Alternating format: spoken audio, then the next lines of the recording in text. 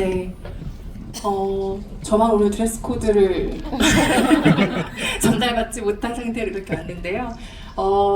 영화 보시고 나서 지금 정말 얼떨떨한 기분과 굉장한 여운이 있는 충격으로 객석에 다들 앉아 계실 것 같습니다. 오늘 좋은 영화 이야기 나누도록 하겠고요. 한 가지 먼저 말씀드릴 점은 스크린에 QR코드가 떠 있는데요. QR코드를 촬영을 하시면 오늘의 오픈 카카오 채팅방으로 입장하실 수 있습니다. 세 분의 게스트께 궁금하신 점들, 게스트께 물어보고 싶으신 것들 남겨주시면 제가 오늘 취합해서 같이 이야기 나누도록 하겠고요. 오늘 오신 관객 여러분들께 인사 한 말씀씩 먼저 해주시고 저희 본격적으로 시작하도록 하겠습니다. 네, 저는 오늘 그냥 여러분과 똑같은 관객 입장에서 너무 사랑하는 제 동생 승원이 영화를 보러 왔는데요. 미리 일부러 아무런 정보도 듣지 않고 누가 얘기해 주는 것도 하지 말라고 했고, 그리고 유튜브나 후기 이런 것도 전혀 참고를 안 하고 그냥 아무것도 모르는 상태에서 진짜 재밌게 보려고 왔는데 생각보다 훨씬 재밌고 너무나 흥분된 상태에서 조마조마하면서 좀 가슴 졸이면서 봤는데요. 여러분만큼 오히려 그 이상 지금 행복감을 느끼고 있는 신동엽입니다.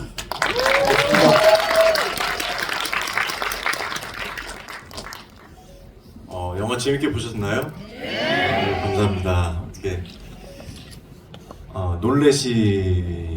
놀란 분들 많죠? 오늘 또 특별히 또 동엽이 형과 함께 이렇게 이런 자리는 저도 처음이어서 너무나 긴장도 되고 선배를 떠나서 정말 제가 친형처럼 좋아하는 형인데 또 동엽이 형이 저희 영화에 대해서 보고 어떤 코멘트를 해줄지 걱정도 되지만 잠깐 뒤에서 잠깐 만났는데 너무나 형이 좋게 봐주고 기대를 그렇게 안 했던 건가? 너무 좋게 반전도 놀랬고 너무나 좋았다 그러면서 너무 좋은 얘기를 해줘서 너무나 좋습니다. 여러분들과 이렇게 얘기 나눌 수 있는 시간이 주어져서 너무나 행복합니다. 네, 감사합니다. 네, 감독관 김대호입니다. 저도 저의 여러 가지 판타지의 원천이신 신동엽 씨와 신동엽 씨 보면서 많이 배웠는데 오늘 이렇게 같은 자리에 가지고 또 저희가 만든 영화 얘기할 자리가 이렇게 또 많은 관객분들과 함께해서 너무 좋습니다. 고맙습니다. 와주셔서. 방금 객석에서 영화를 보고 밖으로 나오셨기 때문에 저희가 반응이 어떨지 너무 궁금해하면서 기다리고 있었어요. 그런데 보통 이제 나오면 이렇게 눈을 들여다보는데 모든 사람의 귀가 귀로 쏠리는 눈이 귀로 쏠리는 신동엽님의 귀 색깔이 어떤지를 확인하게 되는 진풍경이 바깥에서 벌어졌는데요. 일단은 여러분의 상상에 맡기겠지만 그 색은 아주 빨겠다라는 말씀을 먼저 드리면서 본격적으로 이야기를 풀어가도록 해보겠습니다. 송승헌 배우님 과 김대호 감독님은 지금 다른 작품으로 만나신 이후에 긴 시간을 건너뛰어서 다시 한번 동료로 재회를 하셨어요. 인간중독이라는 작품 이후로 오랜만에 함께 하셨는데요. 아마 다시 현장에서 만나게 된 동료만큼 그간 서로의 변화, 성장을 읽어내기에 좋은 관계는 또 없을 것 같습니다. 변함없이 발견하신 서로의 장점도 있으실 테고 10년 전보다 이 사람은 이렇게 연출가로서 배우로서 나아갔구나 라고 생각하신 점들이 있으실 텐데요. 각각 마이크 드리고 답변 들어보도록 하겠습니다. 네, 인간 중독하고 나서 승원을 그 이후에도 이렇게 만나는데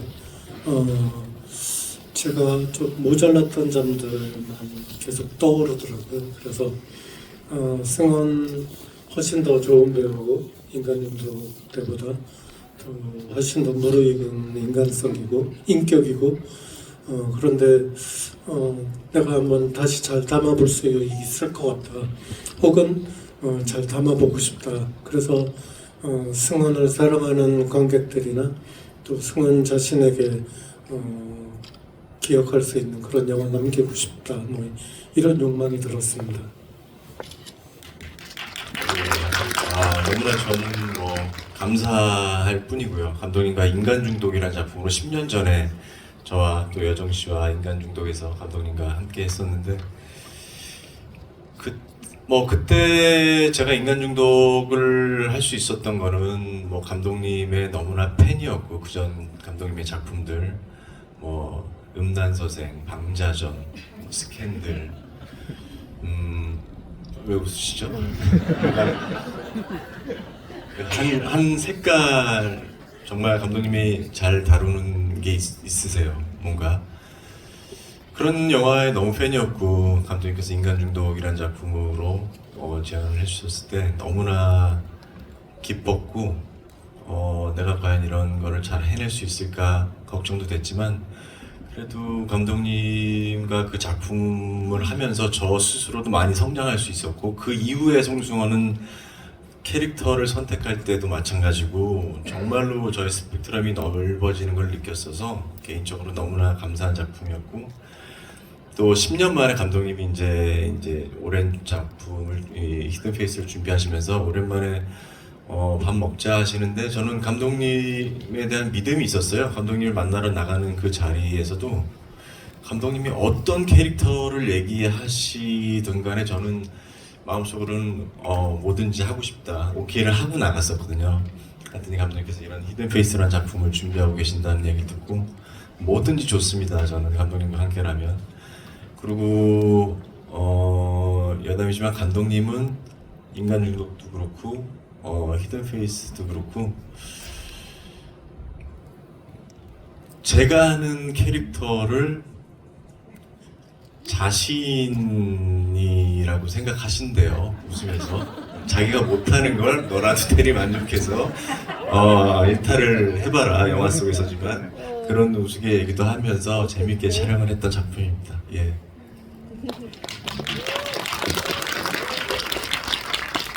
그냥 피상적으로 말로만 하는 게 아닌 두 분 세월 사이에 흐르고 있는 어떤 끈끈한 동료애 같은 것이 느껴지는 답변이었다는 생각이 들고요.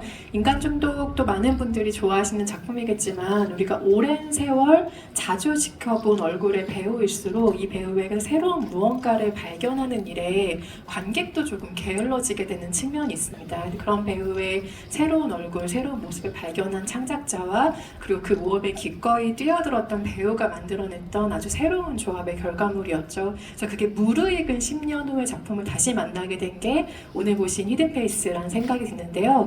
신동엽님은 히든페이스 보신 소감이 어땠는지 궁금한 게 보기 전에 기대하셨던 부분도 있을 것 같고 우리가 영화를 보러 가기 전에 의뢰 그렇듯이 그 상상했던 점도 있으실 것 같은데 영화를 본 이후의 감상이 어떻게 달라졌을지 너무 궁금합니다. 지난번 VIP 시사회 때 저는 이제 촬영 때문에 가진 못했지만 그 VIP 시사에 다녀온 지인들 얘기를 들었어요. 진짜 너무너무 재밌다고. 예, 극찬을 하고 그 다음에 원래 뒤풀이까지 가지 않으려고 했는데 김대우 감독님 만나 뵙고 뭐 궁금한 점도 물어보고 싶어서 끝까지 뒤풀이까지 갔다 나는 분도 계셨고 그래서 그렇게 쉽게 말을 하는 분들이 아닌데 재밌다고 해서 한껏 기대를 했죠. 예, 그리고 다른 뭐라고 얘기해 주려고 하는 거 일체 듣지도 않고 봤는데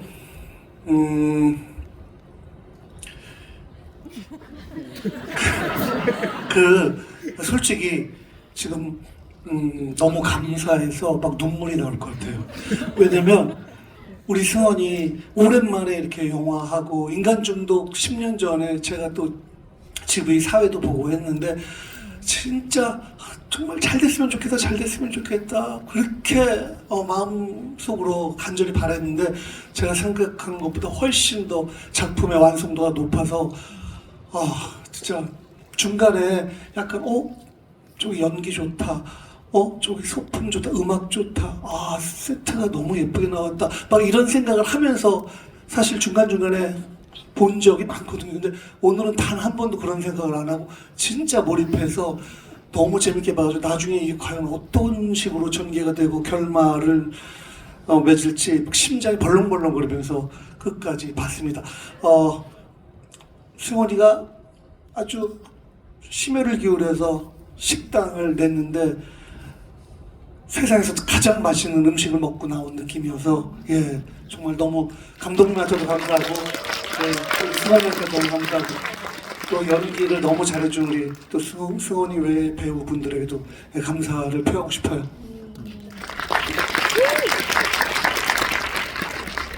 너무 기다렸던 답변을 들으신 얼굴인데요, 송승헌 배우님은 너무 안도하는 표정이기도 하고. 아니요.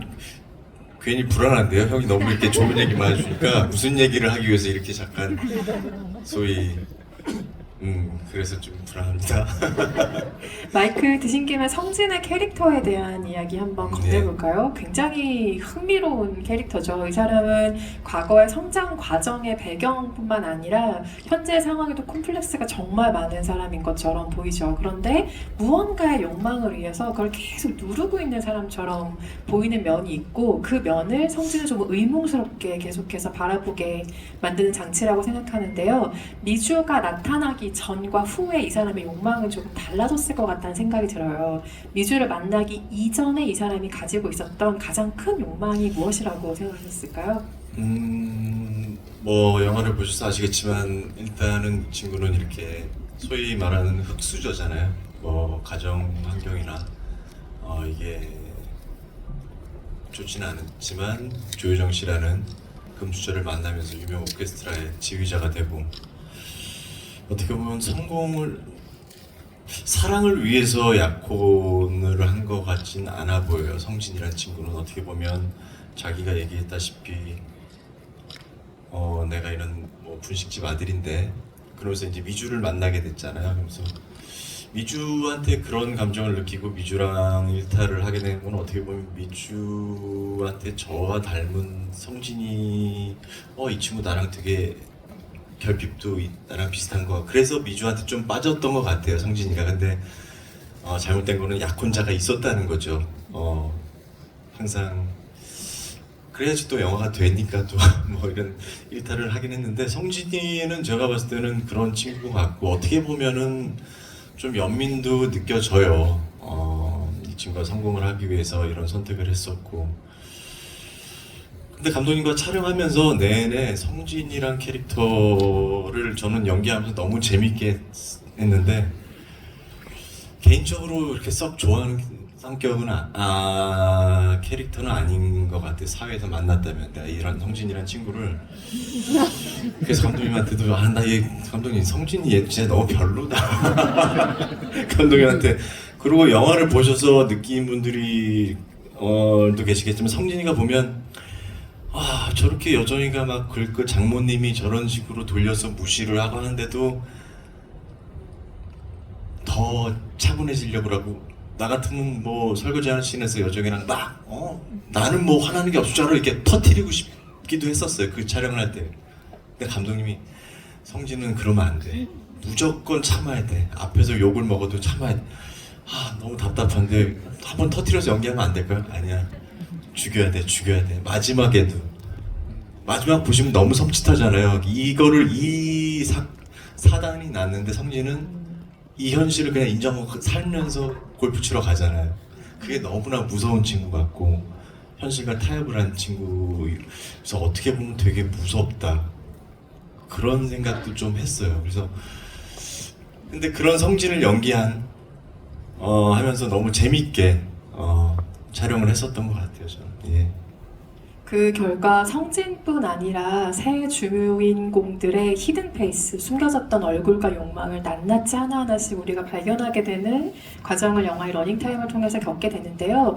신동엽님이 보시기에는 송승헌 배우가 연기하는 성진의 그 맨 얼굴, 진짜 그 좀 탐욕스럽고 좀 더럽고 의문스러운 욕망이 드러나는 그게 가장 잘 드러나는 장면이라고 생각하신 하나를 꼽아주신다면 뭐가 있을까요?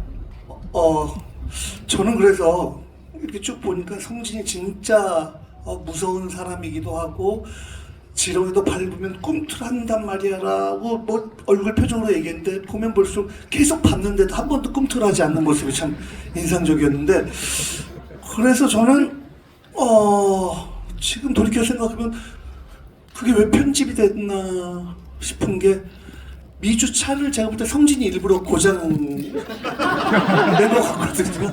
그때부터 시작되지 않았나. 몰래 가서 차를 분명히 고장 내서 자신의 차를 태운 것 같은데 그 장면이 이렇게 편집이 됐는지 촬영을 했어요. 그때부터 역시 예. 동엽신 같은 네. 저녁 먹을래요부터 그때 이제 성진의 민낯 저희 쪽 전문 용어로 이제 개수작이라고 그때부터 시작된 것 같습니다. 예. 아주 합리적인 의심입니다. 저 영화를 보면서 의심하지 못했던 부분인데 아직 멀었다는 생각이 역시 옆에서 지금 들고 있고요. 장면뿐만이 아니라 기억에 남는 인상적인 대사가 많은 작품이기도 합니다. 감독님께서 이것은 꼭 반영하고 싶었던 대사가 어떤 것이었는지 여쭤보고 싶은 게 저는 보고 나서 가장 제 머리에 많이 남았던 대사가 사랑도 포장이야 더라고요. 그래서 무언가 포장을 해놓은 상태를 계속해서 벗기는 이 영화의 분위기와 아주 잘 조응하고 있는 한마디라는 생각이 들었는데 감독님께서는 어떤 대사를 지금 언급해주고 싶으세요? 예, 좀 이렇게 폼 없이 왜 저 대사를 얘기하나 하시는 분들도 많을 텐데 저는 그 미주가 이렇게 초점 서로 안 맞는 상태로 거울을 보면서 나 술 못 먹는다 그러는데도 자꾸 먹여 그런 대사가 있는데 그거를 찍으면서 좋다. 예. 나 따먹고 싶어서 그러나 봐 그러는데 좋다. 미주 성격도 완성이 된 것 같고 또 미주가 나가서 저지를 일들에 대한 그 모든 준비 과정이 끝나는구나. 그래서 좀 속된 문장이지만 그 대사를 가장 그 순간을 가장 좋아합니다. 그렇죠. 그런 종류의 대사는 앞뒤의 상황을 생각해 볼 때 조금 저속할수록 그리고 절대 우아한 단어를 쓰지 않을수록 그 사람의 무언가가 드러나는데 저도 그 장면을 보고 보통 아닌 사람이다라는 생각을 했던 기억이 있는 것 같고요. 다만 그 거울이라는 장소가 굉장히 인상적이죠. 왜냐하면 배우들은 거울 앞에서 연기할 일이 생각보다 없거든요. 연기라는 게 기본적으로 상대방을 보고 하는 것 혹은 혼자 독백을 하는 것이기 때문에 거울에 비친 자기를 보고 자기의 맨 얼굴을 계속해서 연기한다. 이게 배우들에게도 굉장히 생경한 경험이었을 것 같다는 상상을 했는데요. 우리가 그냥 은유적인 표현으로 거울 앞에 선다라고 하는 것이 사회적인 가면을 벗는다. 타인에게 보여줄 수 없는 나의 무언가를 보여준다라는 의미로 쓰잖아요. 실제로 그 거울 앞에서 연기하는 경험은 어떠셨어요? 어떻게 보면은 성진이 입장에서는 사실 의식을 못하는 상황이잖아요. 미주의 큰 그림 안에서 영화상에서는 사실 뭐 안에 수연이가 있는 줄 알았으면 제가 뭐 그런 짓을 했겠습니까? 전혀 모르고 저는 일부러라도 의식을 안 하고 연기를 하려고 했었고 그런 와중에 나중에 이 모든 게 밝혀졌을 때 그리고 또 성진이가 실종됐던 수연이가 안에 있구나, 너 안에 있구나. 그래서 갑자기 이제 저 개인적으로는 가장 성진이의 무서움은 또 유리를 깨려고 하다가 그 다음에 잠깐만 너 나오면 나 어떻게 나 혹시 또 나락으로 떨어뜨리는 거 아니야? 난 그런 생각을 했다는 것 자체가 너무 싫어. 이 성진이라는 애가 너무 와 얘는 이것까지 생각하는구나. 혹시나 안에 애인이 죽었을지 살았을지 모르는데 혹시나 구해졌을 때 나왔을 때 혹시 내가 또 다시 나락으로 떨어져야 돼? 그러니까 그런 연기를 하는 게 난 너무나 좋았었어요. 내가 봐도 별로인 애를 내가 연기를 하잖아요. 그런 재미가 너무 재미있었었어요. 이번에 작품에서 히든페이스에서는 그렇습니다. 저도 그 장면 진짜 아찔을 했거든요. 그 화분을 막 정신없이 들고 가다 갑자기 멈추면서 거울을 보면서 그 대사를 하잖아요. 그 하나가 보여주는 것은 이 사람은 하나의 상황에 정말 수백 가지의 계산을 하던 게 너무 익숙한 사람이구나. 그 중에 하나의 선택지를 가장 유리한 방향으로 가져오는 걸 자기의 삶의 어떤 방향으로 삼았던 사람이구나가 드러나는 장면이죠. 조금만 살을 붙이면 송승헌이라는 배우는 이때까지 멋있는 자기가 되고 싶은 사람들이 되고 싶어하는 연기를 하려고 애써왔던 것 같아요. 그리고 그렇게 하려고 무진 노력하고 근데 제가 승헌 씨를 더 자세히 알고 나서는 승원 씨 말대로 승원 씨가 되기 싫은, 되고 싶지 않은, 또 어떻게 보면 초라하다면 초라하고 모자르다면 모자르고 너무 악하다면 악한, 되고 싶지 않은 역할을 하면 되게 좋을 것 같다. 그리고 사람들이 송승헌에 대해서 모르던 부분을 보게 될 것 같다. 지금까지는 되고 싶은 사람 연기만 했으니까 되고 싶지 않은 사람 연기를 한번 시도해보면 좋겠다. 그거를 설득해가는 과정이었던 것 같아요. 저는 관객 입장에서 좀 궁금했던 게 아까 그 화분을 거울에 던지려고 했다가 멈칫하고 뭐 여러 가지 생각을 하면서 그 가장 찌질한 모습, 그 모습 연기를 함에도 불구하고 마지막에 그래도 뭔가 좀 보여줘야지 해서 화분을 한 손으로 들으면서 전완근 쪽에 이렇게 좀 두드러진 게 있고 그런 걸 좀 그래도 이건 포기하지 못하겠다. 난 생각지도 못한. 한 손으로 이렇게 보는데 근육이 좀 눈에 들어와서 저거는 그래도 끝까지 포기하지 않았구나. 알겠습니다. 예, 자연스럽게. 역시 천재는 보는 시각이 있던 생각도 못하고 있던 장면인데 그렇지는 않았습니다. 그걸 의식하고 촬영하지는 않았어요. 예. 지금 객석에서도 역시라는 반응을 제가 들은 것 같은데 저도 직업상 영화를 꼼꼼히 본다고 보는 편인데 전환근은 지금 머리에 남아있지더라고요. 그래서 굉장하다라는 생각을 지금도 하고 있고요. 영화가 세 사람의 욕망을 보여주잖아요. 너무나 다른 욕망이고 각기 다르게 무서운 욕망인데요. 누구의 욕망이 가장 잘 이해되셨어요? 성진? 아니면 미주? 아니면 수연?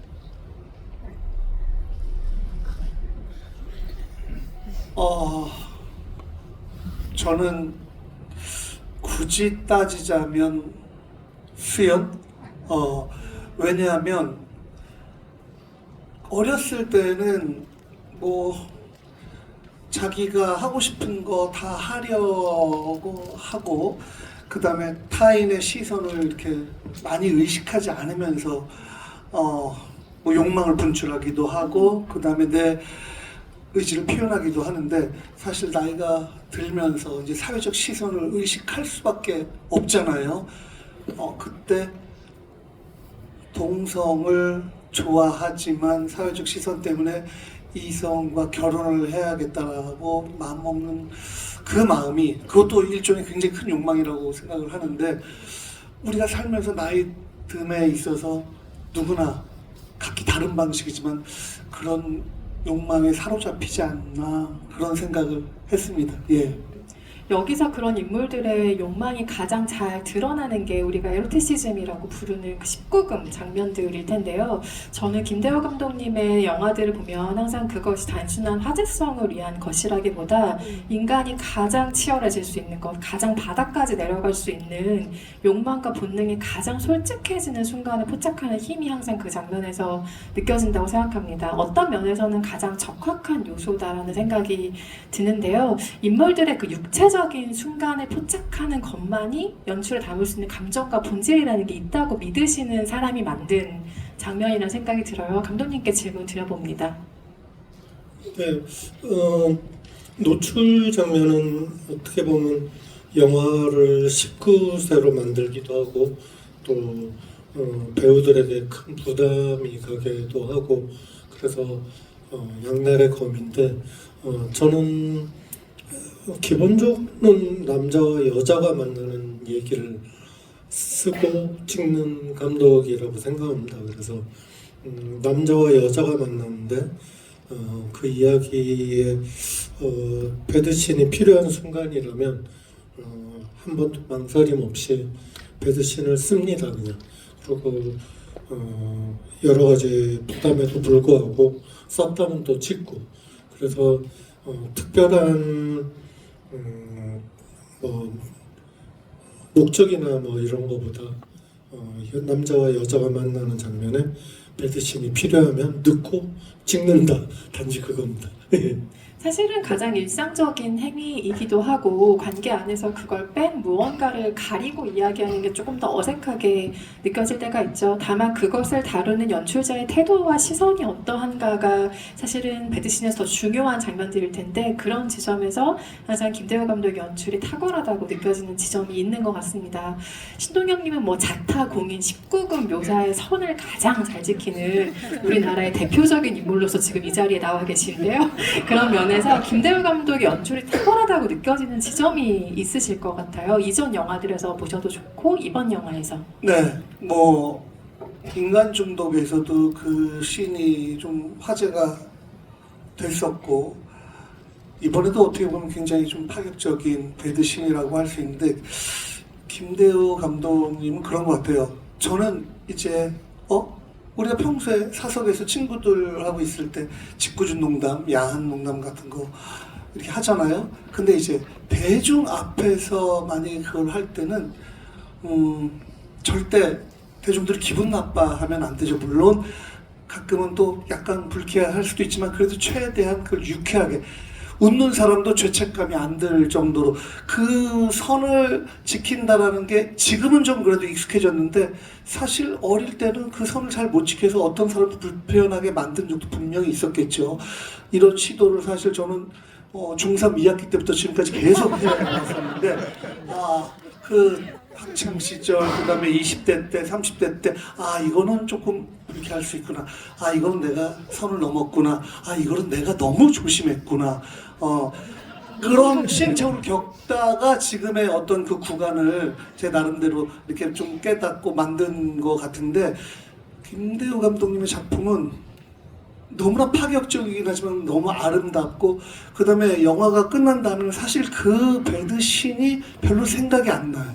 예, 그냥 전체적인 내용이 생각날 뿐이지 그 장면이 이렇게 기억이 잘 안 날 정도로 그래서 그 선을 감독님 나름대로 어느 순간부터 그걸 깨닫고 관객과 아주 멋지게 소통하시는 것 같아서 너무 존경스럽습니다.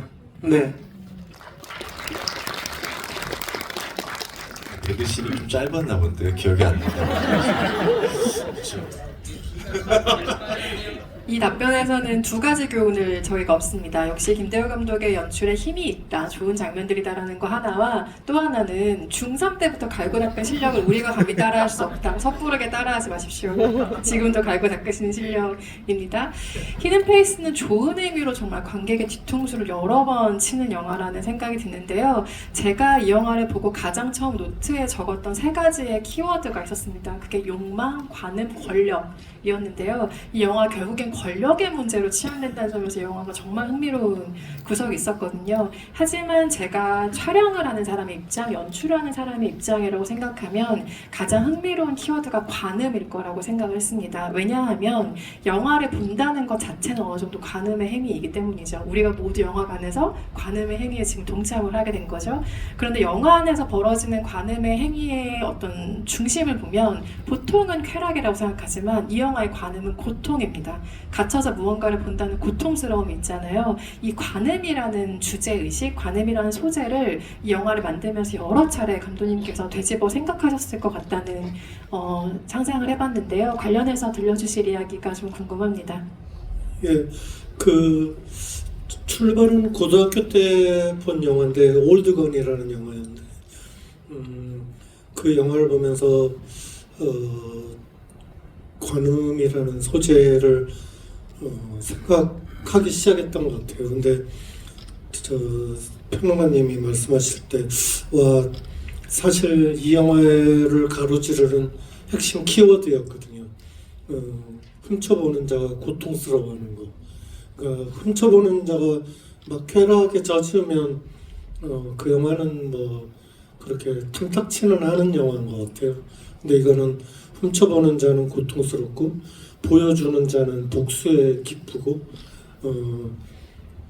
또 그 복수에는 성진도 마찬가지로 복수를 하고 있는 거거든요. 그 설거지할 때 그 장모가 준 모욕감 이런 것들에 대해서 이 관계는 아무것도 아니다라는 복수를 하고 있는 거라고 생각했어요. 그래서 바깥에 보여지는 사람은 복수, 또 안에서 보는 관음증적인 사람은 도리어 고통. 요게 이번 기획의 키워드였어요. 근데 평론가님이 이렇게 정확하게 집어주시니까 제가 말하기가 참 편하고 좋습니다. 많이들 발견하셨겠지만 혹시라도 그 부분을 내가 영화를 보면서 조금 놓쳤구나라고 생각하시는 관객분들이 있으시다면 이제 막 개봉을 한 영화니까 여러 번 반복해서 보시면서 다시 한번 그 의미를 캐치해보시는 것도 좋을 것 같습니다. 아까 송승헌 배우님이 마지막 장면 언급해 주셨는데요. 정말 올해 엔딩이 아니었나 생각이 들어요. 저는 올해 한국 영화 엔딩을 꼽으라면 이 영화를 무조건 몇 손가락 안에 넣을 정도로 너무 서늘한 감각을 느끼면서 나왔던, 지금 소름이 막 돋으시나 봐요. 그래서 그런 기분을 안으면서 나왔던 영화인데, 이 엔딩이 재밌는 이유는 아까 세 가지 키워드 중에 욕망 때문이에요. 왜냐하면 우리는 항상 배우잖아요. 욕망 따르면 안 돼. 그럼 사람 망가져. 파괴돼. 그런데 이 영화에서 누가 파괴됐나요? 아무도 파괴되지 않았어요. 욕망 때문에 나름의 해피엔딩을 맞이한다는 점에서 이 영화는 진짜 무서운 영화가 되는 거예요. 성진 역시 미주와는 다른 의미로 수연의 소유가 되는 길을 택하면서 아주 행복하게 골프를 치러 가지 않습니까? 송승헌 배우에게 이 엔딩이 어떻게 다가왔을지 너무 궁금해요. 왜냐하면 이때 성진이 현실 감각이 완전히 있거나 아니면 완전히 없거나 둘 중에 하나처럼 보이기도 하거든요. 예, 그 마지막 촬영하면서 감독님과 많은 얘기도 했었고, 와, 성진이란 친구 아까도 제가 잠깐 말씀드렸지만 무섭다. 이 현실을 그냥 인정하고 저렇게 이렇게 셋이 살자는 거잖아요. 전혀 안쪽을 의식 안 하고. 와, 그래서 대단한 친구다라는 생각을 하면서 또 촬영했고, 제가 감독님한테 소심하게 감독님, 촬영하면서 얘기했던 거예요. 감독님, 나 너무 억울해요. 이 둘한테 저만 당한 것 같아요. 감독님, 맨 마지막에 한 카트만 더 찍으면 안 될까요? 그 한 카트가 제가 감독님한테 부탁했던 한 카트, 농담만. 그게 어떤 카트였냐면 두 사람이 안에 들어가서 마지막 엔딩 컷 있잖아요. 그걸 제가 잠그는 카트로. 그 손 하나만 카트만 찍어서 넣어주시면 안 될까요? 나는 괜찮죠? 소셜 복수. 감독님 그거 어떨까요? 그거 안 돼. 그런 생각도 하면서 어떻게 보면 성진이가 이제 이 둘의 관계를 알고, 와, 너희들 그런 거였어? 사실은 감독님이 아까도 제가 말씀드렸지만 성진은 그런 상황에서도 욕 안 하잖아요. 원래는 조금 더 제가 애드립성으로 막 욕도 하면서 한 카트가 있어요. 그 상황에서. 근데 감독님, 성진은 그런 애 아니야. 영화가 끝나면 알 거야. 근데 영화를 보고 나니까 더 이성진이라는 친구가 더 무섭더라고요. 거기서 내가 폭발할 누군가에게, 수연이나. 감독님의 그 큰 그림을 제가 그때는 몰랐는데 영화가 끝나고 나니까 역시 감독님의 큰 그림이 성진의 캐릭터가, 저는 그때 좀 답답했어요. 촬영할 때는 감독님 좀 지르면 안 될까 이 상황에서. 근데 아니야, 답답해도 영화가 끝나고 나중에 개봉하면 알 거야 라는 얘기를 했을 때 그때는 좀 사실 별로였거든요. 근데 영화가 개봉하고 나니까 이게 감독님의 큰 그림이구나. 성진이에 대한 캐릭터를 살리기 위해서 얘는 진짜 더 무서운 애고, 이런 현실에 자기의 만족, 얘도 욕망을, 이 현실을 인정하고, 예, 그런 캐릭터들. 그래서 어떻게 보면 저희는 각자가 다 자기의 욕망을 이룬 것 같아요. 이 세 사람이 다 그렇게 영화가 마무리되는 것 같고, 어떻게 보면 셋 다 좀 정상은 아닌 것 같기도 하고. 그렇습니다. 예, 너무 그래서 재밌었어요. 네, 상상하셨다는 그 손으로 문을 잠그는 엔딩도 멋진 상상이긴 하지만, 감히 그냥 제 생각을 보태보면 이 영화는 성진이 철저하게 당하면 당할수록 훨씬 재밌어지는 영화라는 생각이 듭니다. 그 여자의 소나기에서 절대 벗어날 수 없는 어떤 도구로서 성진이 있어야만 흥미로워지는 영화가 되는 것 같습니다. 마지막으로 신동엽님께 하나만 질문 드리고 채팅방에 올라온 질문들 같이 이야기 나눠볼 텐데요. 밀실이 등장하기 때문인지 저는 묘하게 내가 저기 갇히면 뭐 가져가야 되지 이런 생각을 가끔 영화를 보면서 빠져나와서 생각하게 되는 순간이 있었는데 자발적으로 밀실에 좀 즐겁게 갇혀야 되는 순간이 있다 말도 안 되지만 그러면 어떤 것들을 가져가시겠어요 밀실에? 자발적으로 저런 네. 상황이 아니라 네, 자발적으로 내가 며칠 행복하게 갇힐 수 있다라면 아무도 날 찾을 수 없고 그럼 바깥에서 벌어진 상황을 볼 수 있는 거예요? 그렇죠. 그렇다고 합시다. 네, 그렇다면 뭘 가져가실까요? 뭐 근데 사실 그걸 다 떠나서 물티슈를 좀 챙겨야 돼서 아니 왜냐면 아내가 너무 지저분하더라고요. 그래서 손도 닦고 또 샤워도 할 수도 없으니까 뭐 일단 뭐 물티슈가 좀 많이 있으면은 뭐 수연도 조금 이렇게 위생적으로 좀 편안하게 지낼 수 있었지 않았을까. 네, 물티슈를 다량으로 가져가신다고 합니다. 관객 질문들, 재밌는 질문들 많이 올려주셨는데요. 일단 반응이 너무 재밌습니다. 영화에 대한 리액션을 올려주신 게 너무 재밌는데요. 일단 반전에 반전이 너무 놀랐다. 원작 생각이 하나도 나지 않았다. 이런 식의 반응들이 있고요. 결말 부분에 대한 질문들도 많으셨는데 방금 이야기 나눈 데서 어느 정도 가름을 하셨길 바랍니다. 감독님께 질문이 들어와 있습니다. 수연이 중간에 학창시절 선생님의 휠체어를 밀면서 호숫가에서 이야기를 나눈 장면이 있잖아요. 너무 소름이 끼쳤습니다. 어떤 의도로 보여주고 싶으셨던 장면인가요? 라는 질문을 주셨네요. 그 어떤 그러니까 수연 조여정 배우라는 그 물리적 자체도 작고 마르고 어떻게 보면 귀염상이고 그런데 그런 작고 가냘프고 귀염상이 얼마나 무서울 수 있는지 그 전조를 한번 보여주고 그 사람이 사육해 나가는 이 두 사람을 보여주는 게 그 지배의 그 권위성 뭐 그런 거를 돋보이게 할 것 같다라는 생각이랑 그 행복을 가져다 주는지 그 얘기를 되게 해보고 싶었어요. 조여정 입을 통해서 조여정이 드디어 행복한 가정을 이룬 거잖아요. 완벽하게.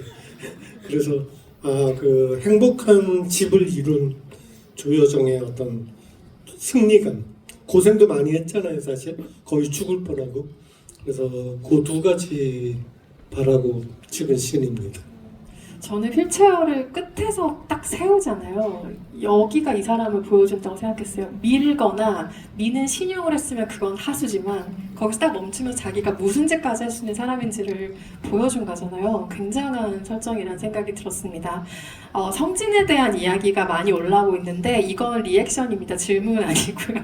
성진이 양념을 적셔서 고기를 굽는 스킬이 굉장했다 이런 식의 반응들이 있는 거 보면 정말 세세하게 영화를 다 보신 것 같습니다.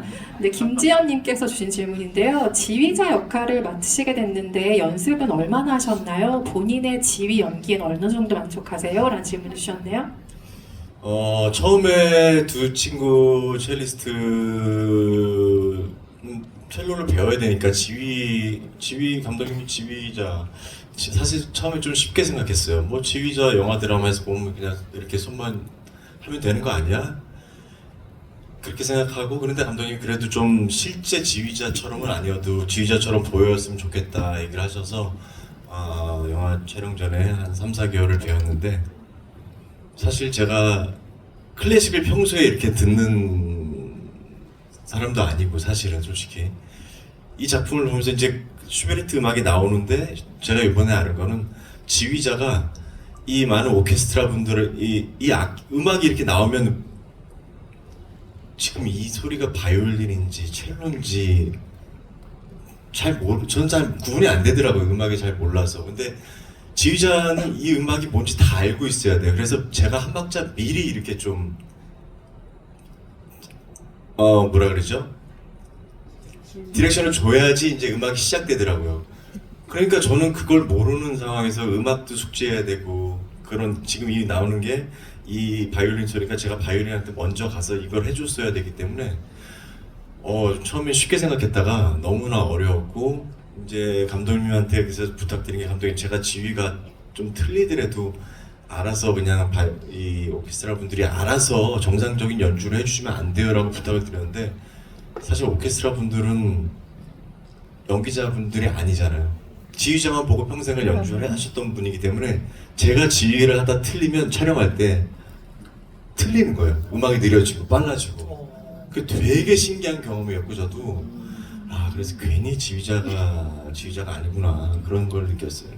그거는 또 관객 입장에서 너무 궁금했던 게 드라마나 영화에서 뭐 클럽에서 춤추고 뭐 이런 씬 음악 들으면서 그 실제 촬영할 때는 음악을 안 틀거든요. 예, 오디오가 물려서 그냥 음악 없이 막 다 이렇게 하고 나중에 후반 작업으로 음악을 넣는 걸로 알고 있는데 그래서 아까 뭐 우리 여자 배우 두 분 미주랑 수영 그분들이 첼로 연주를 할 때 못 켤 거 아니에요 제대로. 그럼 다른 사람들은 진짜로 근데 혼자만 낑깍낑깍 말도 안 되는 소리가 나오는데 거기서 연기를 하는 거예요. 그런 거죠? 예, 근데 그 오케스트라 소리가 워낙 웅장해서 그 한 명의 끼까끼까는 다 묻어버립니다. 그래요? 그래갖고 우리 영화 다 동시입니다. 저게 다 동시로 한 거예요. 그래요? 예. 그 안에 미세하게 들어가면 끼까끼까가 있어요. 네, 오늘 뭐 고급 표현부터 끼까끼까까지 여러 표현이 난무하는 자리입니다. 또 재미있는 질문이 있는데요. 영화 바깥의 이야기를 상상하신 분의 질문입니다. 마지막에 밀실에 미주를 가둬놓는 것에 대해서 성진이 어떻게 동의를 하게 됐을 거라고 그 과정을 상상하셨어요? 라는 질문 주셨네요. 아까 얘기하던 거 연장선상 얘기했지만 성진은 이 현실을 인정하고 가자는 친구인 거잖아요. 그만큼 되게 무서운 친구고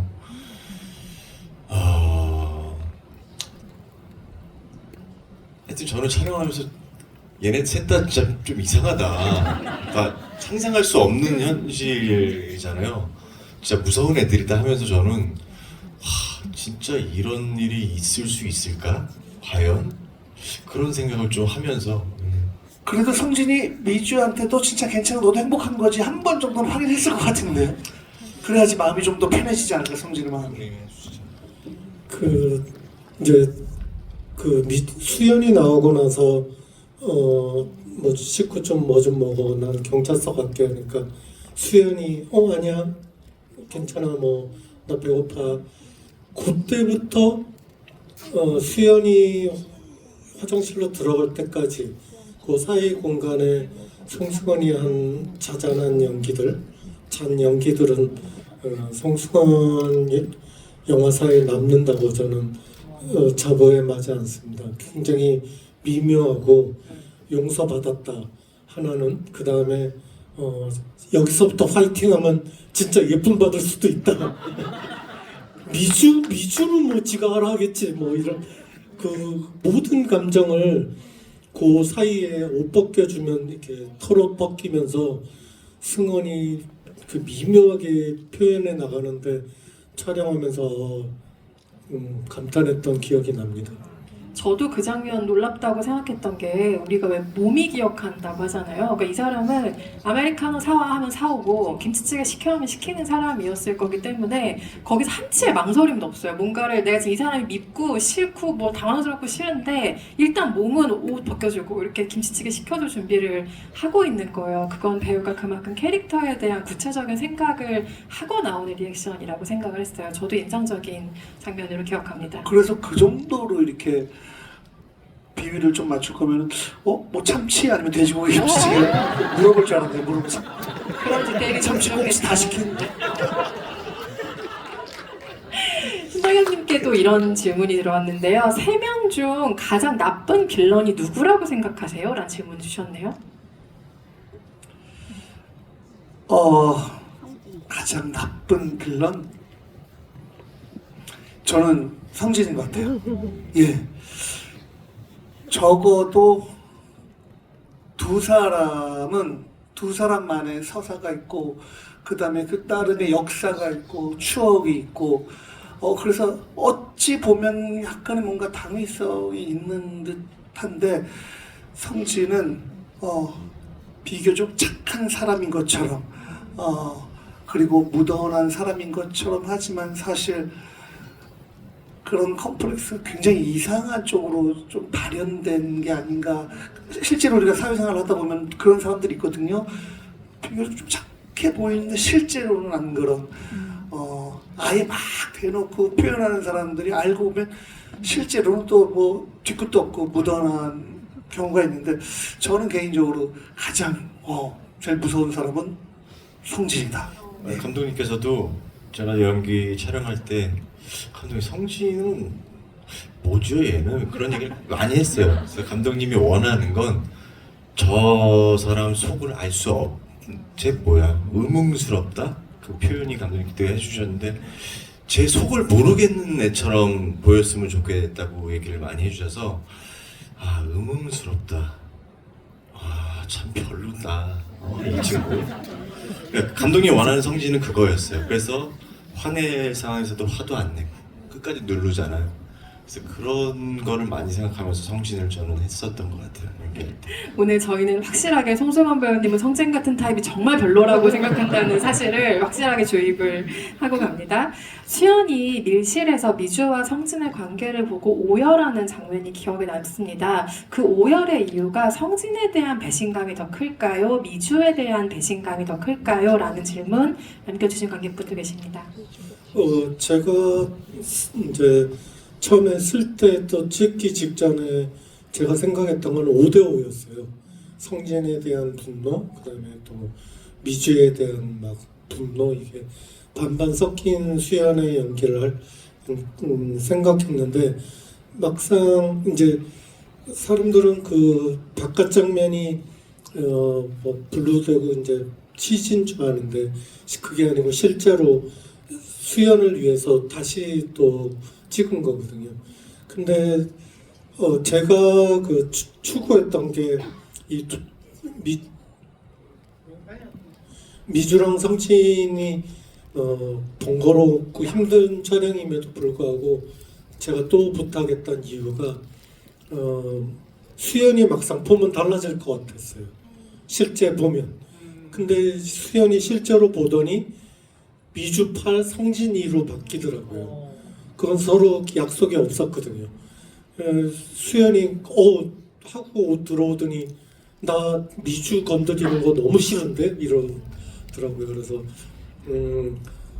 이게 역시 다 몰입할 수 있는 배우들이라 몰입하니까 완전히 그 메커니즘이랄까 그 균형이 달라지더라고요. 그리고 그 캐릭터를 연기하는 배우의 직감과 선택을 믿어주신 것도 아주 그 선택에 좋은 영향을 주었다는 생각이 들고요. 아무래도 공간이 조금 특이하다 보니까 공간에 대한 질문들도 올라와 있는데, 집 인테리어 후에 책장은 그대로라면서 이 과거의 장면을 설명해주는 장면에서 선생의 선친께서 731 부대 출신이라는 이야기를 한 장면이 있습니다. 731 부대를 이야기하신 의도가 특별히 있을까요? 라는 질문도 올라와 있습니다. 그 제일 인류 역사상 잔인한 예라고 할 수 있잖아요. 근데 그 선친이 그 안에서 그 잔인했던 기억을 반성도 하지만 또 그때를 쾌락으로 느끼기도 하는 부분도 있는 것 같아서 그 밀실과 바깥이 그 경계, 또 그 경계를 서로 넘나드는 이게 죄악과 쾌락의 그 경계선 아닐까? 그러니까 넘어가면 죄악도 느끼고 쾌락도 느끼고 이런 경계로서 제가 채용했던 것 같습니다. 탁월한 그 역시 설정인데요. 저는 그 얘기 듣자마자 이 영화의 가장 큰 빌런은 그 선친이다라는 생각을 했습니다. 왜 그런 데서 이러려고 저런 공간을 만들고 아내랑 딸들 훔쳐갔을까, 진짜 이상한 사람이라고 생각을 잠깐 했던 기억이 있고요. 또 영화 밖의 상상력을 궁금해하시는 분이 계신데요. 수연의 엄마가 수연을 찾고 어떤 반응이었을까요? 라는 질문 주셨네요. 혹시 두 분께서는 촬영하시면서 상상해 보신 적 있으세요?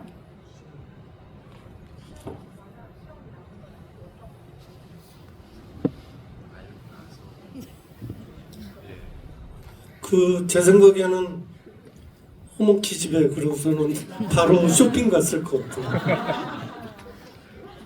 그 대사도 지금 문득 생각에 너무 재밌었어요. 딸을 너무 잘 알고 있는 사람이라 내가 죽어도 그 다음날 카드를 쓸 나이인데 카드를 쓰지 않는다는 걸로 뭔가 의심을 하는 사람이잖아요. 이 수연이라는 캐릭터의 또 한 부분을 보여주는 대사였다는 생각이 듭니다. 세 분께 공통 질문을 드릴 텐데요.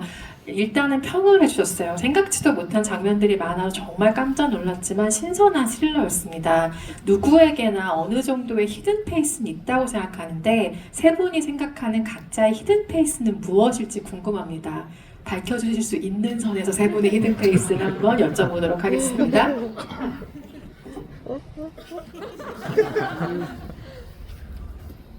뭐 어떤 거 하려고? 저의 히든 페이스는 제가 어렸을 때 그 초등학교 철봉이 있었는데 저는 사람들하고 잘 어울리질 못했습니다. 그래가지고 이런 자리에 뭐 앉는 거는 생각도 못했고 한 대여섯 사람만 있어도 말을 못하는 그런 사람이었는데 항상 애들이 축구하고 놀고 그럴 때 저는 이유 없이 철봉에 매달려 있었어요. 그래서 뭐 해가지고 애들이 슬슬 집에 가면 저도 철봉에서 내려와서 집에 왔는데 아주 긴 세월이 흘렀지만 제 DNA 저 뒤쪽에는 그 철봉이 항상 있다고 생각합니다. 그래갖고 뭐 중요한 얘기도 아닌데 제가 너무 진지하게 하는데 저의 히든 페이스는 외톨이입니다. 저는 방금 답변 들으면서 감독의 답변은 굉장히 영화적이구나라는 생각을 지금 하면서 듣고 있었어요. 이렇게 부담의 바통을 송승헌 배우님께 넘겨봅니다. 히든 페이스 어떤 이야기 들려주시겠어요? 인간 송승헌의 히든 페이스요.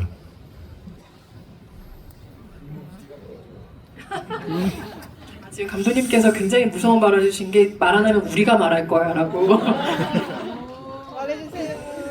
글쎄요, 히든 페이스.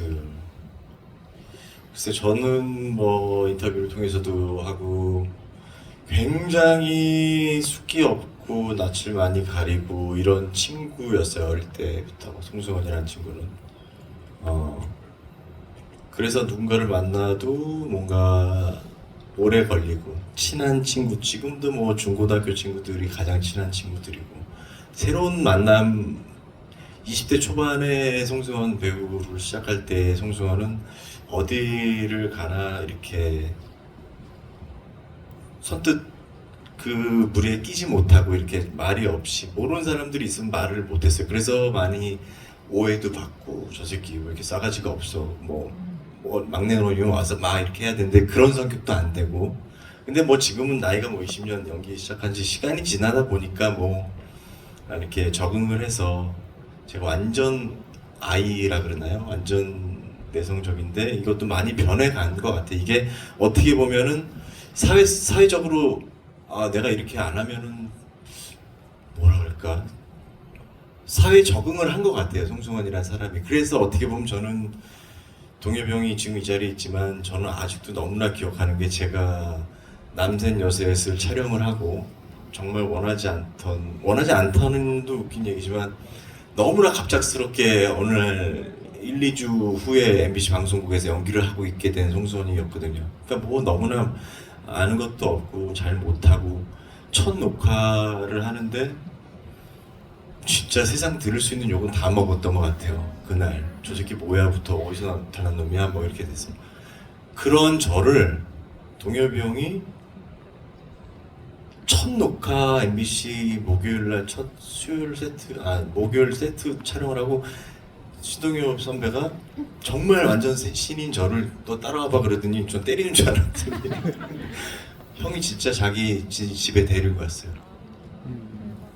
그 소주를 사주면서 너 오늘 힘들었지? 너 어떤 줄 알아?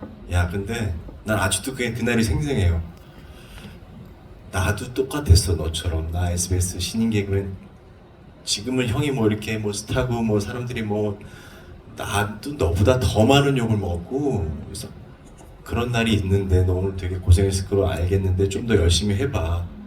난 그게 저한테는 그때는 하늘 같은 선배였고 스타였는데 내가 오늘 갑자기 신동엽 집에 이렇게 있는 거예요. 그날을 잊지 못하고 저는 그래서 너무나 좋아하는 형이고, 그런 형의 그때 마음이 얘기가 없었으면 아마 저는 지금 이 자리에 없었을 수도 있을 것 같아요. 중간에 포기를 했던지.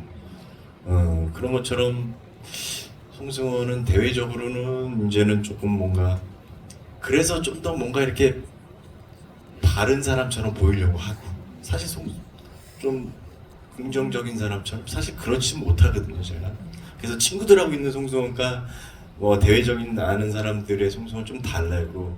오래된 사람들하고 있을 때와, 오래된 사람들하고는 장난을 잘 치는데 모르는 사람들 앞에 가면 너무나 차가운 사람이 되는 송승헌이거든요. 그 간격이 조금은 작아졌어요, 요즘에는.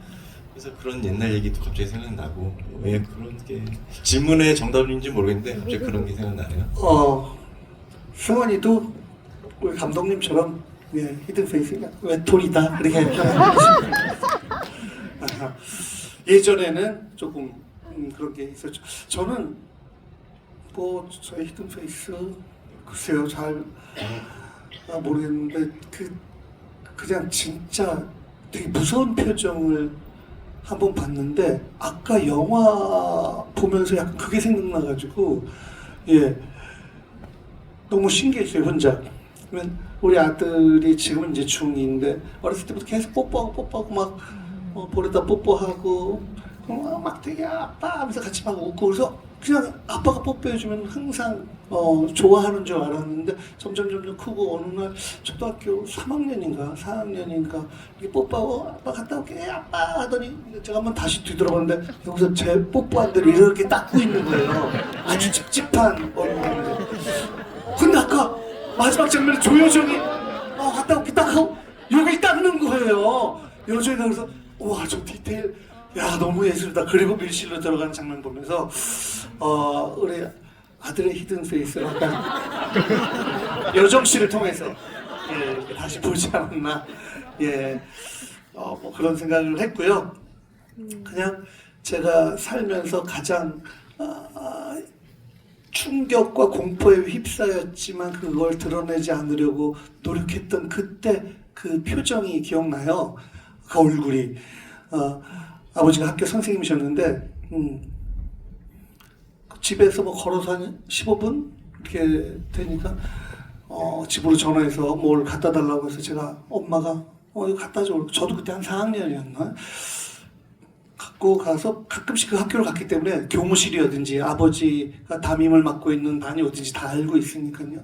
그렇게 해서 학교를 갔는데 안 계셔가지고 저쪽 가다가 교무실 쪽 앞에서 아버지 목소리가 들리는데 약간 분위기가 이상해요. 그러니까 교감 선생님인지 어떤 분한테 아버지가 혼나고 있었어요. 아버지가 죄송합니다. 제가 살짝 봤는데 아버지가 막 굽신굽신거리는 모습, 신 선생님 뭐 이런 소리 들리는데 잘 모르지만 하늘이 무너지는 것 같고, 아버지는 산 같은 그런 존재였는데 그 산이 다 그냥 산사태가 나서 다 무너지는 듯한 그런 느낌? 그래서 뭐 말로 형언하기 힘든 정도의 어떤 그런 공포, 슬픔. 그래가지고 혹시 아버지가 내가 지켜보고 있는 걸 알게 되면 아버지가 너무 곤란하실 것 같아서 빨리 나와서, 근데 그냥 계속 펑펑 울었던 것 같아요. 펑펑 울고 수도가에 가서 이제 아버지한테 갖다 줘야 되니까 내가 운 흔적이 있거나 뭔가 눈치를 채게 되면 아빠도 또 당황하실 것 같아서 세수를 하고 가장 천진난만한 얼굴로 거울을 몇 번씩이나 보고 나중에 갔더니 아버지가 교실에 계셔서 아빠, 그러니까 아버지가 아들 하면서 활짝 웃으시면서 저를 안아주시는데 그때 어리지만 굉장히 대견스러웠고 그 얼굴이 무척 마음에 들었던 그 순간이 너무 괜찮았던 그게 제 히든 페이스입니다. 저는 어떻게 생각이 나서 말씀을 드립니다. 말씀을 들으면서 신동엽이라는 사람의 개그의 본질을 본 것 같았어요. 아, 이거 뭔가를 배려하면서 하는 게 기본적으로 장착이 너무 돼 있는 사람이구나, 모든 상황에. 그래서 우리가 이 사람의 유머를 한 번도 불쾌하지 않고 받아들일 수 있는 거구나라는 그 뭔가의 본질을 지금 답변에서 본 것 같아요. 어디서도 들을 수 없었던 이야기를 들려주셔서 감사합니다. 계속 이야기를 나누고 싶은 영화이지만 영화관이라는 게 다른 영화 상영도 해야 되고요. 그래서 저희가 자리를 마무리해야 합니다. 오늘 미처 놓치신 부분이 있으셨거나 영화 좋으셨다면 이제 막 개봉한 히든페이스에 많은 응원 보내주시고 주변에 좋은 소문 많이 부탁드리고요. 끝인사 한 말씀씩 해주시고 자리 마무리하도록 하겠습니다. 네, 누군가에게 어떤 걸 무언가를 소개할 때 사실 조심스럽잖아요. 저 식당이 맛있어.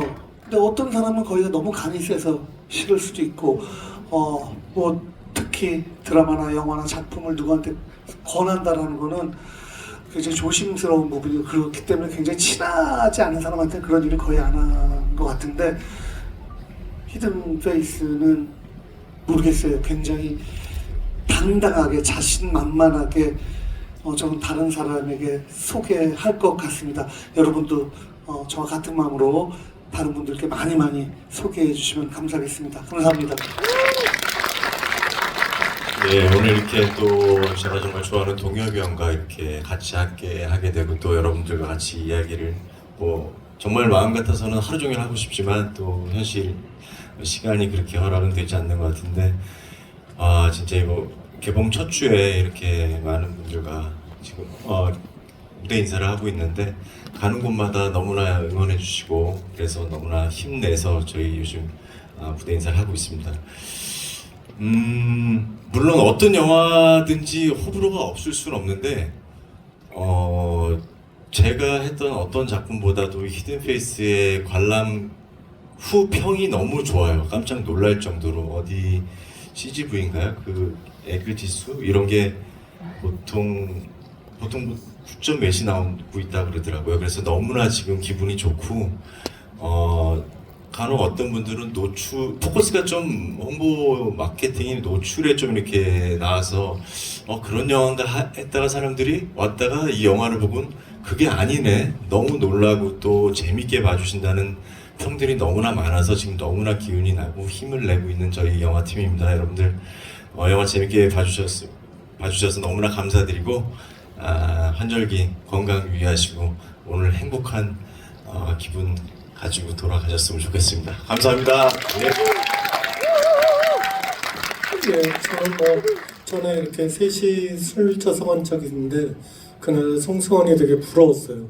저렇게 누굴 사랑해주는 형이 있다는 거는 정말 뭐는 말할 수 없게 부럽고 질투도 나고 그랬는데 이번 영화를 찍었는데 가까운 사람들이 칭찬해 줄 때마다 사랑받고 있었구나 이런 걸 느꼈습니다.